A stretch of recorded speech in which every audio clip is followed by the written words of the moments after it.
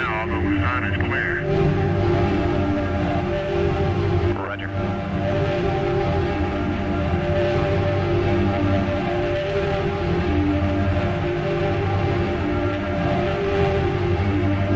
I can see Korea quite well, Bob.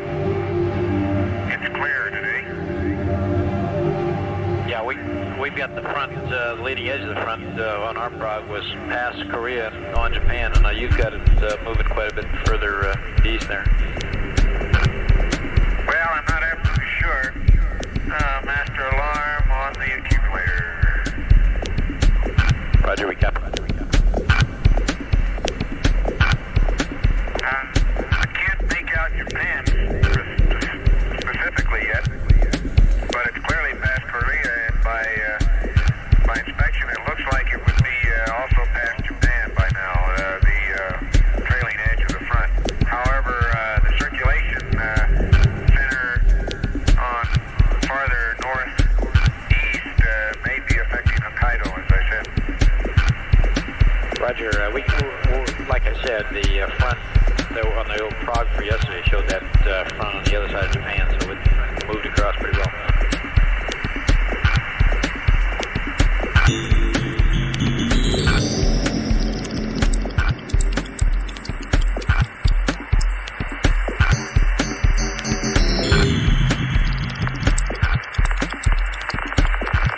I recall they had a tropical storm called Sally that went into a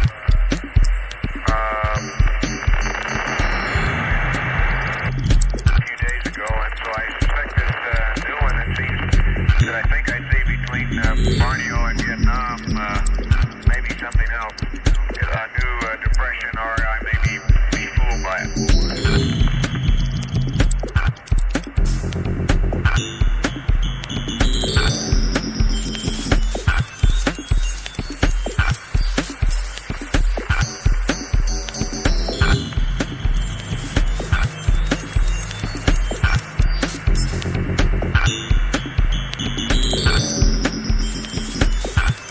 Mainland China, Bob, was the last pass here. I can't see the Earth now, but mainland China looked like it was clear as far as I could see. There might be another front quite a ways inland, but that gets right at the limb, and I can't tell. But Korea, Yellow Sea, and the regions of China south of there, Shanghai and Nanking, and those places are look as if they're quite clear today. I'll check that again next time around. Roger.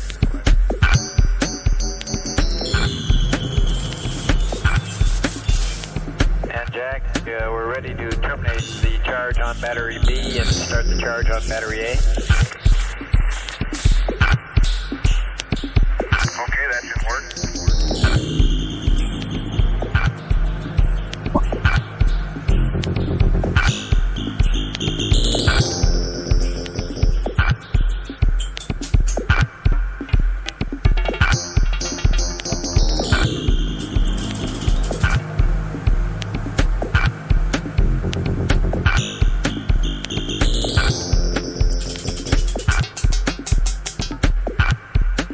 Houston, for your information, system test 7A is about 0.6.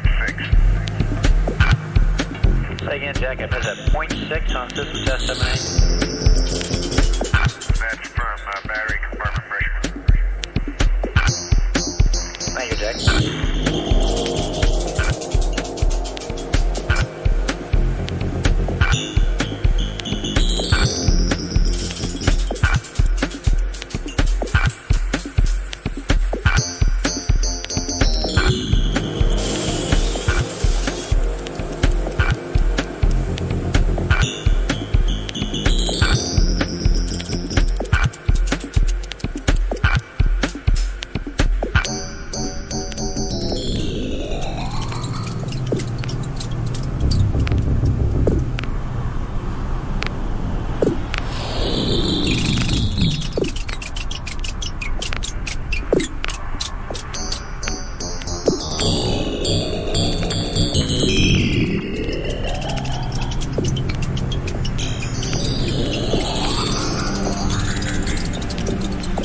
Bob, battery A is being charged now. Roger, Jack.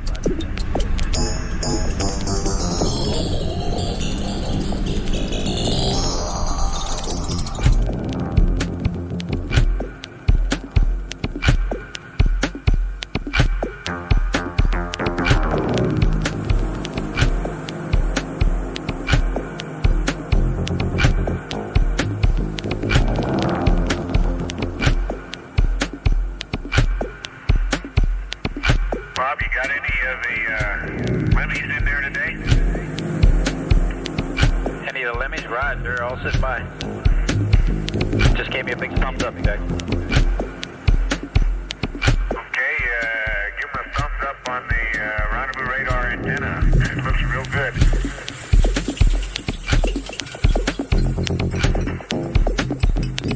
Roger. I'm nose to nose with it practically here at about 2 feet, and it's extremely clean, and see absolutely no sign of anything abnormal with it. Roger.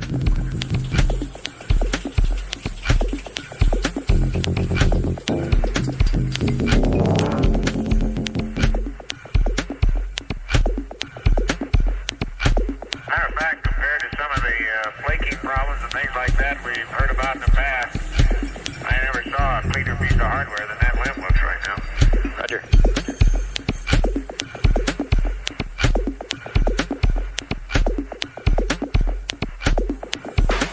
Appropriately, finally, we're starting to use it during the Christmas season. It sure looks like a Christmas package with all the orange tape on it.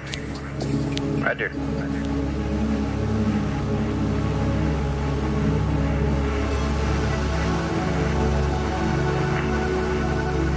Ron, we got your noun 05. Okay, I'll go ahead and accept that one this time.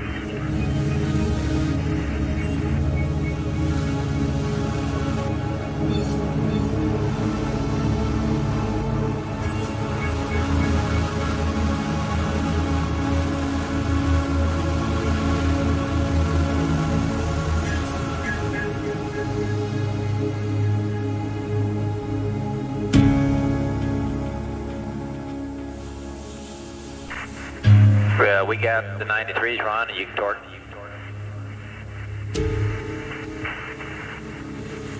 Okay, I'll torque it to 940. Okay, we got it.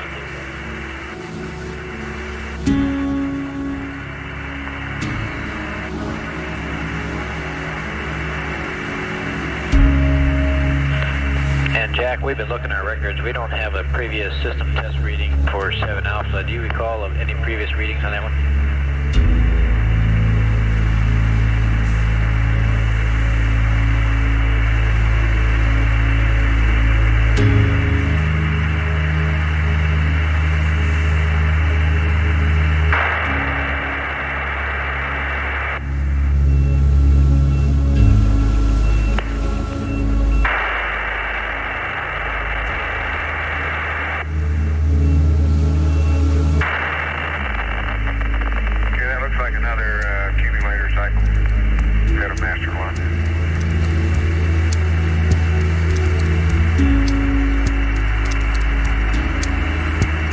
We dropped data just in, Jack, so we can't concur or confirm it.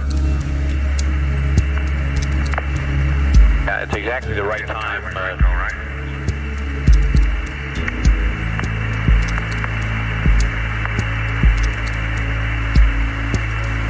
Bob, you cut out about your system test meter discussion. Roger, Jack. Do you have any previous 7 Alpha readings? We don't have any in our log here, and we're just wondering what the past readings on that was. No, I think that's the first one that we would have been called to make after a battery charge, right? That's firm, Jack.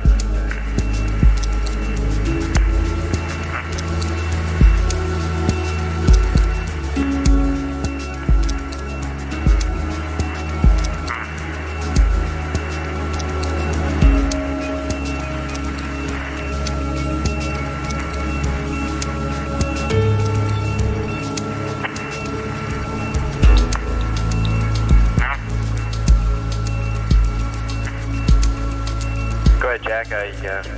You're coming in very weak. Well, I didn't intend to be transmitting. We were just discussing the battery vent and things. We may have missed something in the dump checklist. We'll check it out. No, sir, we don't think so. We just thought maybe you might have read it earlier. Oh, yeah, you want the battery vent? It should be closed now, right? Stand by, Jack. Okay, Ron says it ought to be open. That's So, confirmed. let me check It should the be open checklist. then. No question about that. It should be open. Okay, it's open. Anyway, no problem, Jack. It should be open, but the value appears a bit low to us. We'd like to read it again before you go to sleep. We may want to close it.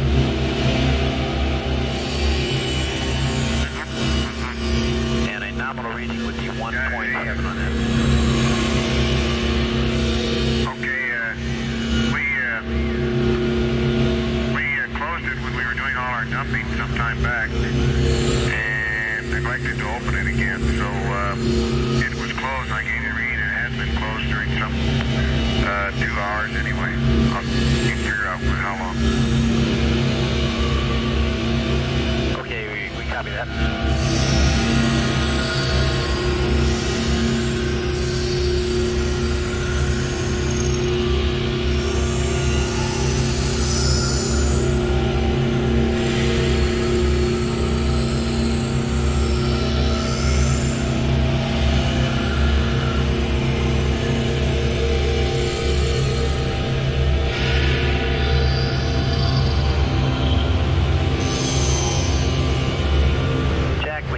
Opening the vent and watching the system meter concurrently with it.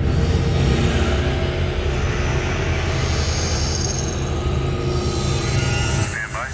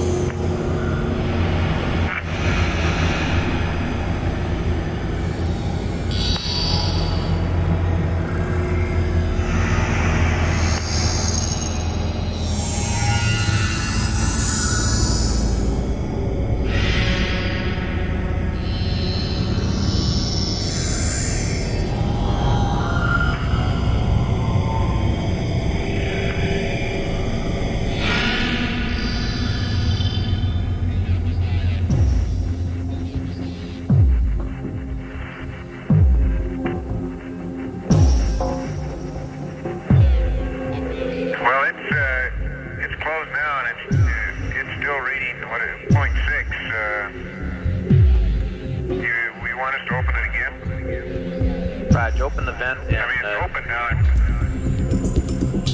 I'm sorry, Bob. It is now open and reading 0.6. It read 0.6 when it was closed. Okay, just leave it open now. Okay. And we will want to still check it prior to your sleep period.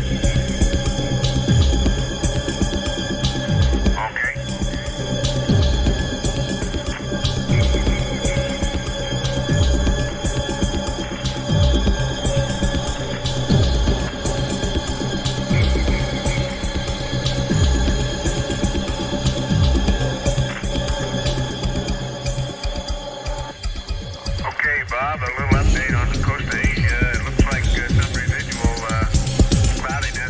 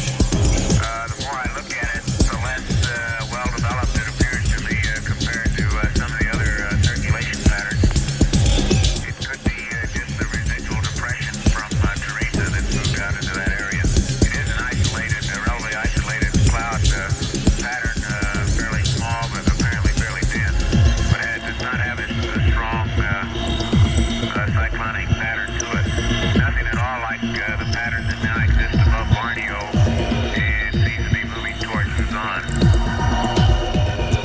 Roger, we copy.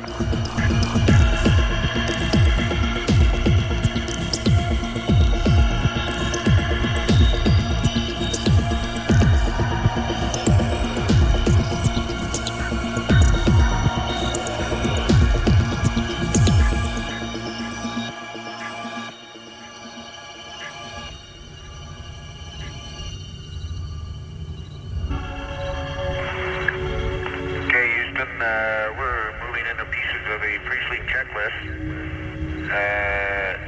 Here's some onboard readouts for you. Battery C is 37.0. Pyrobat A 37.2. Pyrobat B 37.2. RCSA 95. Bravo 94. Charlie 94. Delta is 96.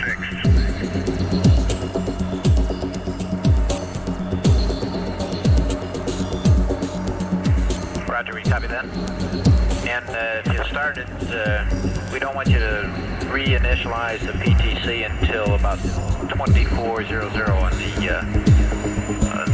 timeline. Okay, we're just getting a little ahead. We took us longer last night on the pre-sleep than we expected. We're trying to work it out again. Yeah, we don't want to terminate the waste stowage vent at that time because we think that that vent is what's contributing to our PTC coning. Okay, we're not really ready to go to sleep yet, but we're just moving ahead. Roger.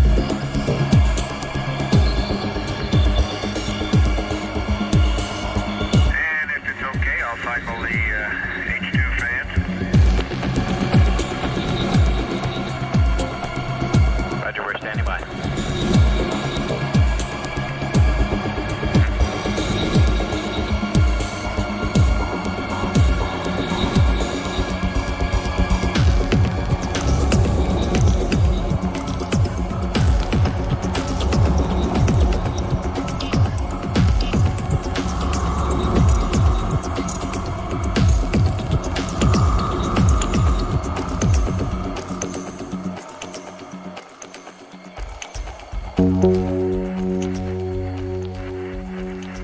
This is Apollo Control at 23 hours 25 minutes. The crew has completed realigning the inertial measurement platform, a platform used as a stable reference. The spacecraft guidance control system uses it as a reference in determining its own attitude. They've also been charging the two entry batteries that are used during peak electrical loads of liftoff, and then are recharged during the translunar coast when the fuel cells are producing a surplus of electrical energy. They've recharged one of those two batteries and are in the process of recharging the second one at this time.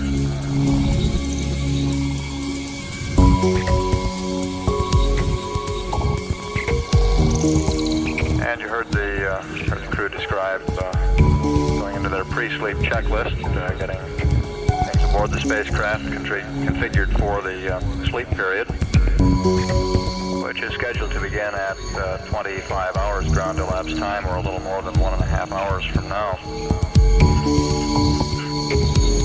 Apollo 17 at this time is 96,244 nautical miles from Earth, traveling at 5,264 feet per second. And all spacecraft systems continue to function almost perfectly as planned. A little while ago, the lunar module control officer, confirmed from telemetry what Gene Cernan was reporting visually out the window, and that is that the lunar module appears to be in very good shape. Of course, we have a limited number of telemetry readings on the LEM at this point. One of them that we do have gives us an indication of the integrity or tightness of the LEM cabins. We see that from the amount of pressure decay. It appears to be a very tight vehicle.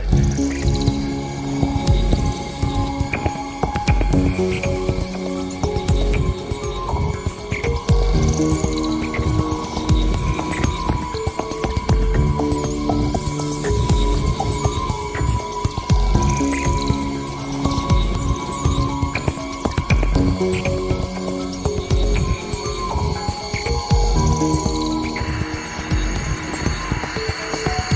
Jack, we got a request in here from our Araya friends.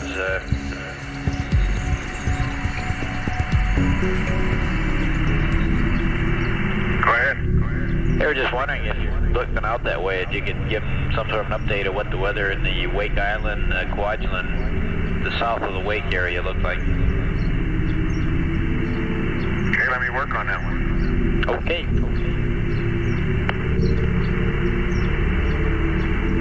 You're going to earn your American Meteorological Society badge here pretty quick. Okay,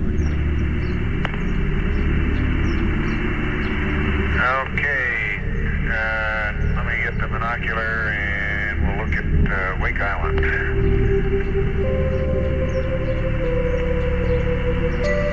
I miss having all those nice latitude and longitude lines on the globe. Yes, sir.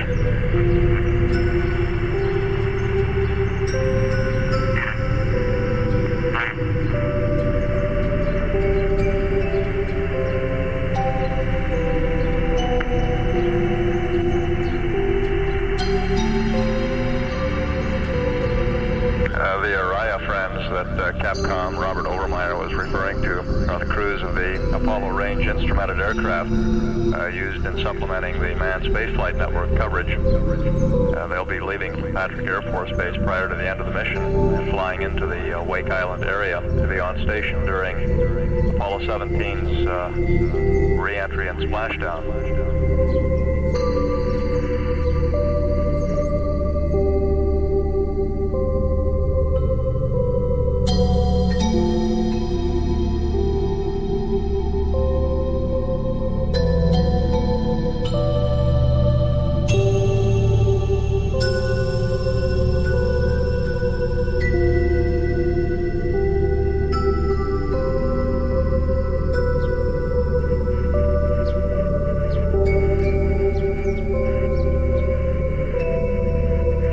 Bob, I'll probably have to work on this a little more.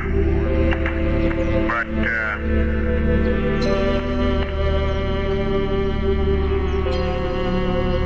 it looks like around Wake, or in the vicinity of the Kwajalein and north of Wake, about all you have is a lot of cloudiness, although in a generally or a wide part of that Pacific, and I'm talking about 15 or 20 degrees of longitude and latitude, there's a roughly clockwise circulation pattern, but the clouds do not look very dense or concentrated in any one area. And it leading off to the south east from that general cloud mass, their cyclonic or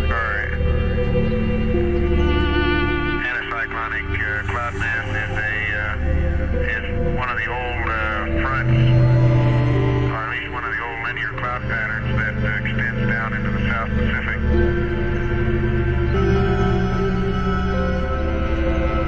Roger, Jack. I'm sure the riot troops are listening down at Patrick and caught all that. Well, my guess is, Bob, and it's purely a guess, is that they're probably, if they were out there right now, would be experiencing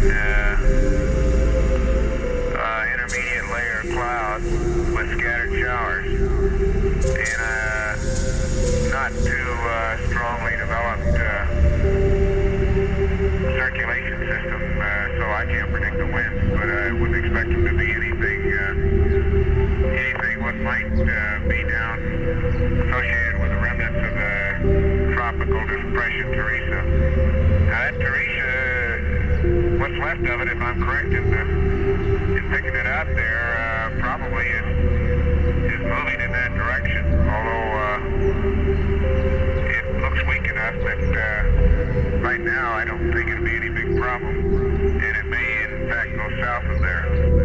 Roger. The frog I got in my hand for 3-hour-old weather has Teresa located just about in the Manila area. Did you concur with that, or do you think it passed the Philippines? Well, I don't. Manila's clear. The only thing approaching near Manila is this other storm center that now is north of Borneo, and to the east of Manila, it's clear all the way over to this little cloud mass that I was guessing might be Teresa. Roger. Well, I say this was 3 hours old. That's so about. I gave Gene Krantz some coordinates on it. You can look it up. Those are pretty good coordinates for that cloud mass. Now, whether that's really Teresa or not, I don't know.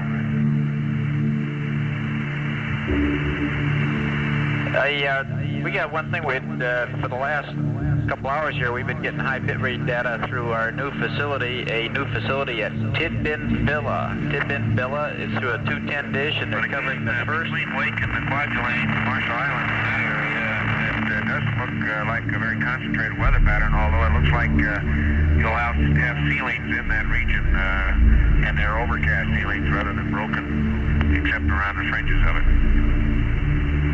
Roger. We'll keep an eye on it, of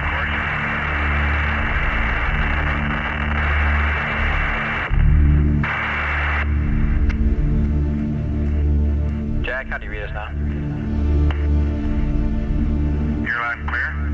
Okay, 17, for the last 2 hours, we've been getting high bit rate data from a new facility, the facility at Tidbin Villa, and they're working their first Apollo flight ever. You might give them a cheery hello.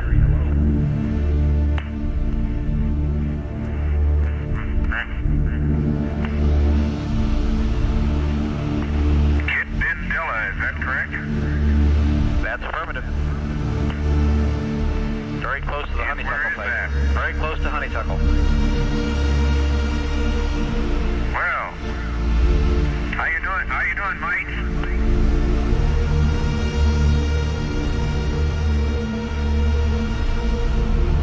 We certainly appreciate you guys being on the loop for this one.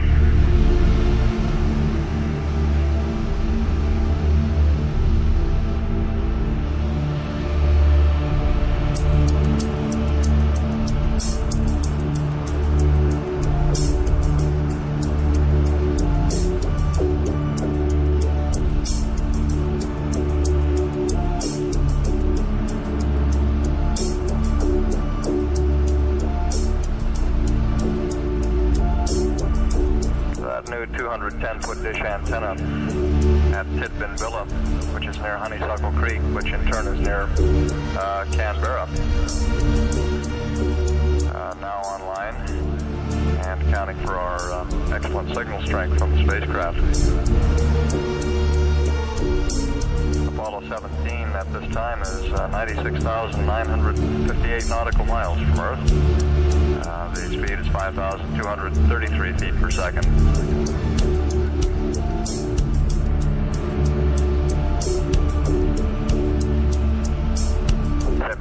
Houston, we'd like accept, and we'll update your gyro drift, the pitch roll and yaw drift. Okay,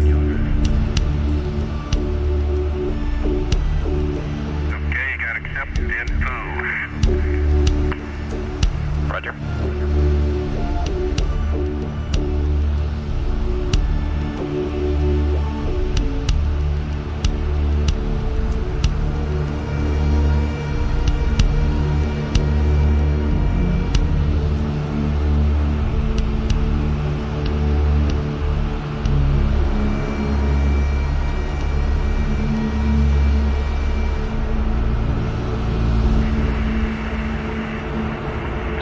Houston, the computer is yours, and you can go back to attitude and reinitialize PTC whenever you want to. Go ahead, Bob. The computer's yours, Gene, and you can go to attitude and reinitialize PTC whenever you want to. Okay, did you mean to leave the computer with verb 21 down on 1 up? Roger, that's your computer with that as you get it. Okay, that's right. That's 1462. Okay.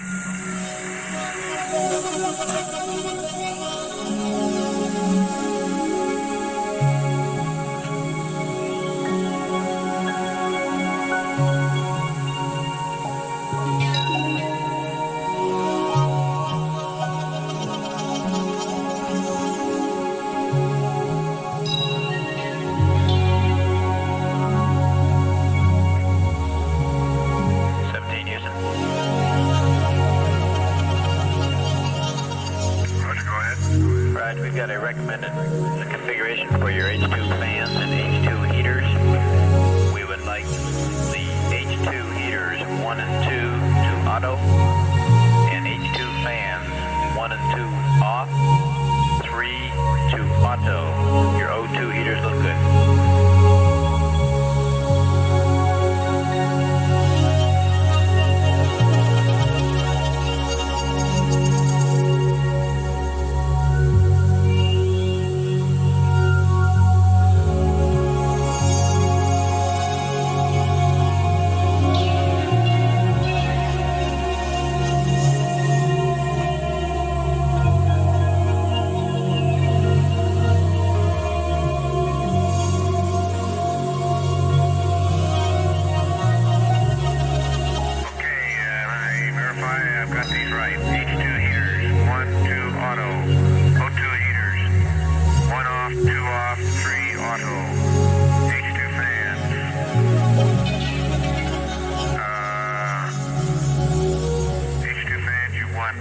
Off, and auto, is that correct?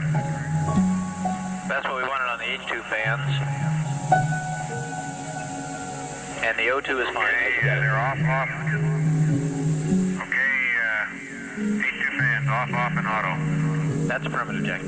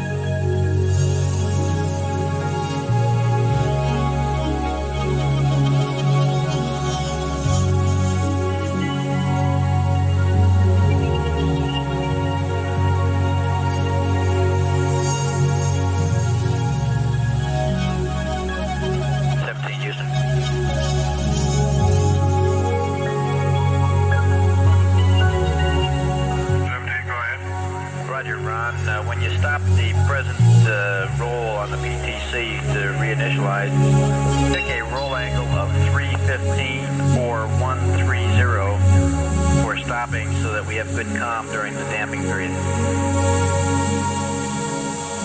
Okay, 315 or 120, okay? 130, Ron. Okay. 315 or 130. Roger, that'll give us good comm to watch the data on the damping. Okay.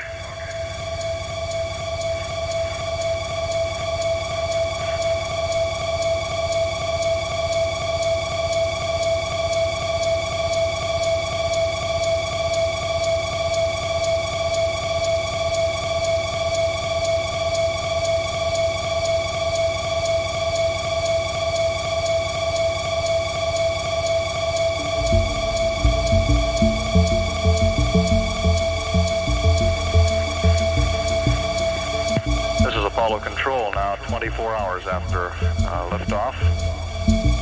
And Apollo 17, 97,917 nautical miles from Earth. The crew at the present time is stopping the passive thermal control mode. They'll be re-establishing it. It had begun to diverge a little bit, begin to wobble about the axis. The concern in going to sleep with that sort of situation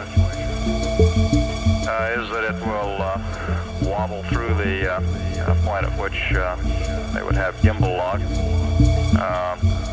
And of course, we would wake them up before then, but in order to avoid having to disturb the crew's sleep, they like to get the passive thermal control very stable so that it'll hold up during the entire sleep period. And how do you read? Read you loud and clear, 17. Okay, we're at 300. You want us to go to 315 yet, or is 300 going to be okay? That's good enough, Gene. And we'd like you to close your waistband at this time, please.